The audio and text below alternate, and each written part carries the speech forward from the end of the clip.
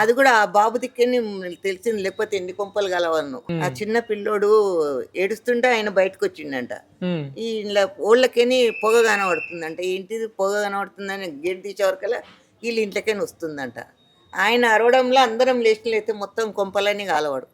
ఆడు మంచిగా దిట్టంగా దరాద పెట్టేసిండంట లోపలికి. అమ్మి నీ పిల్ల మీద అనుమానం ఉంది కదా, నువ్వు చేసుకో జాబు, తను ఇంట్లో ఉంటది, పిల్లలను చూసుకుంటది అని చెప్పినాం. వాడు అది చేయలేదు.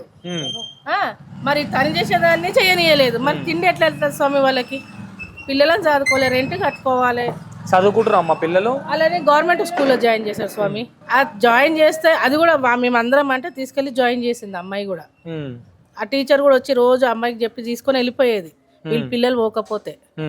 అట్లాంటిది తను అరవలేదంటే మేమందరం అదే షాక్ అవుతున్నాము. అమ్మాయి అర్ప అనేది రాలేదు అసలు బయటికి. ఫస్ట్ నెత్తిపైన బలంగా కొట్టాడని చెప్తా ఉన్నారు కదా, అదే అర్థం అవ్వట్లేదు సార్. అదే బలంగా కొడుతుండ ఉరుకొచ్చే సార్.